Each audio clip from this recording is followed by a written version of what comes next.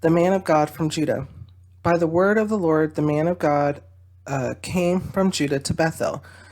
As Jeroboam was standing by the altar to make an offering, he cried out against the altar by the word of the Lord. O altar, altar, this is what the Lord says. A son named Josiah will be born to the house of David. On you he will sacrifice the priests of the high places who now make offerings here, and human bones will be burned on you. That same day the man of God gave a sign. This is the sign the Lord has declared. The altar will be split apart, and the ashes on it will be poured out. So this is a prophecy. That's so whenever we talk about prophecies, those things come true, right? So this is a prophecy, and he's telling this to I believe it's Jeroboam. Yeah, to Jeroboam. So let's continue to read. When King Jeroboam heard what the man of God cried out against the altar at Bethel, he stretched out his hand from the altar and said, "Seize him." But the hand he stretched out toward the man shriveled up, so that he could not pull it back. Also, the altar was split apart and its ashes poured out according to the sign given by the man of God by the word of the Lord. Wrong person mess with, Jeroboam. Wrong person mess with. The Lord gave him a sign on top of a sign.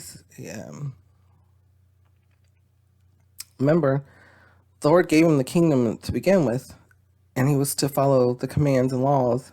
Was given part of the kingdom, not the whole kingdom, but part of the kingdom. And Jeroboam's not doing. He's doing what he wants to do. Let's continue to read.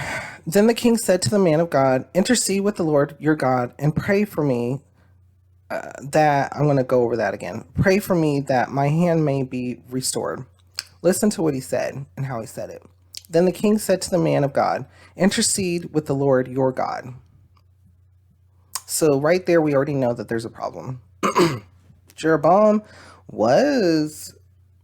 knew about God, maybe had followed God, but at this time he was no longer. It's a lot that stands out to us. It says a lot about his character as well. Let's continue to read. So the man of God interceded with the Lord, and the king's hand was restored and became as it was before. The king said to the man of God, "Come home with me and have something to eat, and I will give you a gift." But the man of God answered the king, "Even if you were to give me half your possessions, I would not go with you, nor would I eat bread or drink water here. For I was commanded by the word of the Lord, you must not eat bread or drink water or return by the way you came." So he took another road and did not return by the way he had come to Bethel.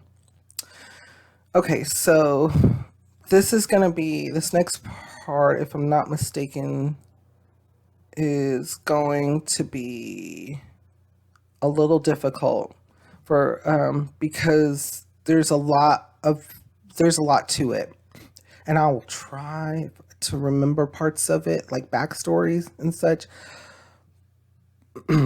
So, but before getting into that, the Lord can give us warning, and the Lord can discipline us immediately. We can also do things. We can do things without going to the Lord, and those things can turn out bad, even if we think it's going to be good. So there's a lot here, of course, but it's just telling us that the Lord's trying to make sure that we understand that everything that is here was created by Him. We should be thankful. We should be humble, and understand. And so that's He loves us tremendously, and He wants a loving relationship with us, and He doesn't want us to do things that can harm others and harm ourselves. And so that's what was happening. Jeroboam was doing stuff that was harming the people. He was the leader of Israel. He was now in command of 10 of the tribes, and he was doing things to harm himself as well as Israel. And so those harmings and those sins trickled down to the rest of the people, and the Lord needed to step in, and was not, the Lord stepped in. And also, now we know of a prophecy. We know of another prophecy, so that someone from the house David will eventually come and destroy this area, this altar. So what kind of thoughts or feelings come to your mind? How does it make you feel, and what does it make you think?